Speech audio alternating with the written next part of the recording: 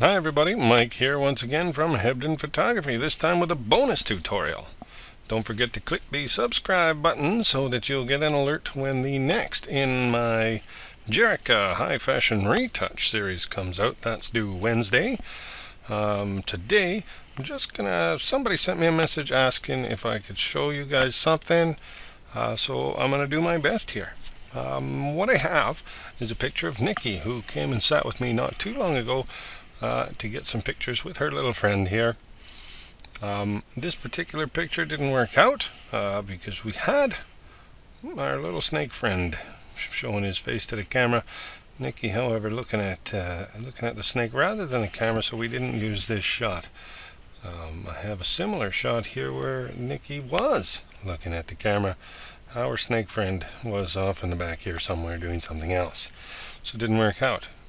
So I could either throw out both of these pictures and not use them for what we needed, or maybe, wouldn't it be neat if we could take these eyes somehow and put them into this picture? Well, we can, and it's really, really easy. So let's start right now. I'll go into the picture where I'm going to take these eyes that are looking at the camera and place them into our other image. So the first thing I need is my lasso tool, which I already have. You can find that right up here in our toolbox. And I'm going to draw a selection around Nikki's face. I want a lot of extra here. I mean, we could just select these eyes and go place them on top of the eyes that are in there and maybe come up with something good. I mean, you just don't know.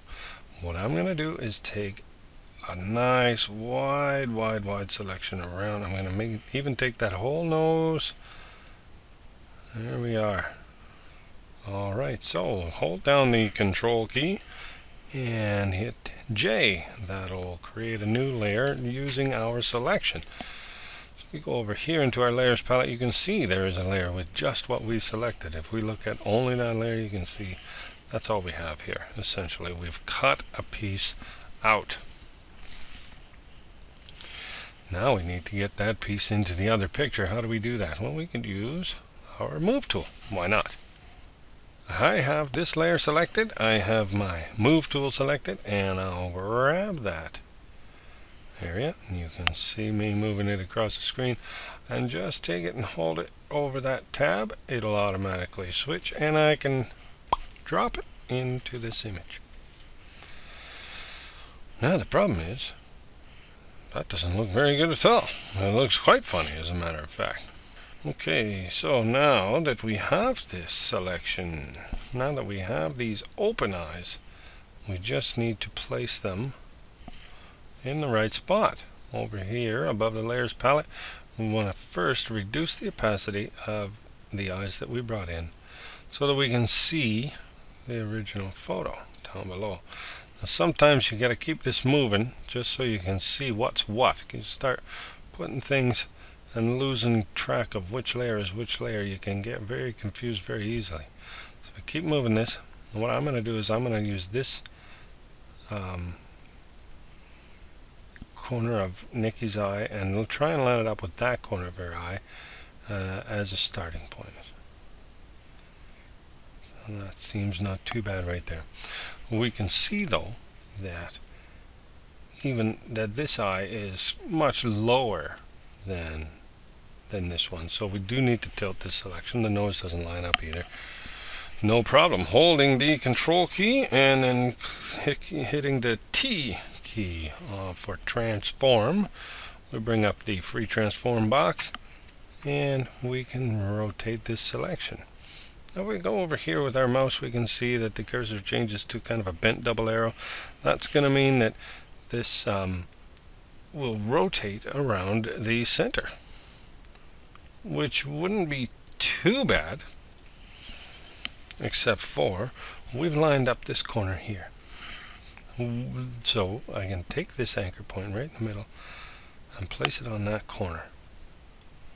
Now this box will rotate around that anchor point. There we go, look at that. And those eyes will just come right up into where we think they should be, maybe. You know, I'm lining things up, looking at the nose, Not so much the sides of the face, but just the eyes. And there we are.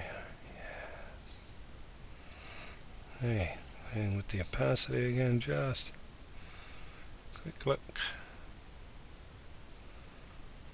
Not too bad. Okay, so I'll click my check mark up here or hit enter to confirm the transform.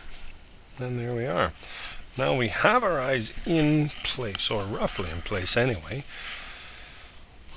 We have a very distinct line around. We can see the whole selection. We don't need any of that stuff. We just really needed it for lining up purposes and also give us some space for blending in, because now we're going to try and blend this in and make it imperceptible that we've done that we've brought it over.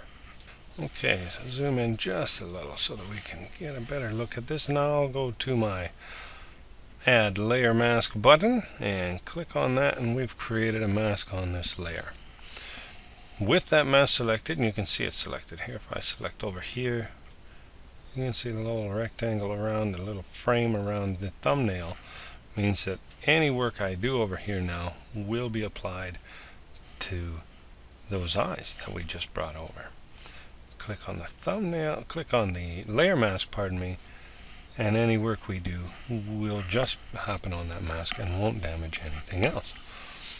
So we get our brush, black as our foreground color, and we're going to have a hardness of 0 and use just the edge of that brush. I don't know if you can see, if you look right here, this is the line right around here where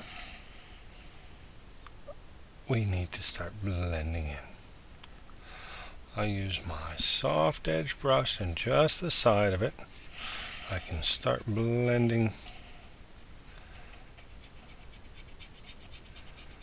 these things away. It's a little smaller over here. Got some detailed work. There we are.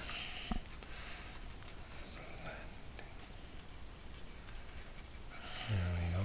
Look at this. Fantastic. Now I can bring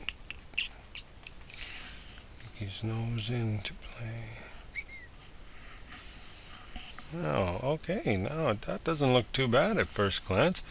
I'll zoom out just a little bit so that we can have a look. Turn that layer off and then on again. We can pay careful attention to the sides and make sure that this is looking natural. And I'd say it isn't looking too badly at all. So now we could carry on with our retouch and be happy about the fact that we didn't just throw away 2 images. We used those 2 and made a picture that's usable. We can put this picture now through the rest of the workflow and come up with something that we can deliver to the client. So there you have it.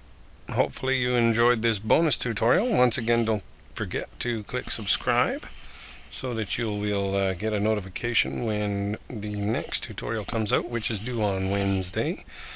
And leave a comment letting me know what kind of tutorials you'd like to see.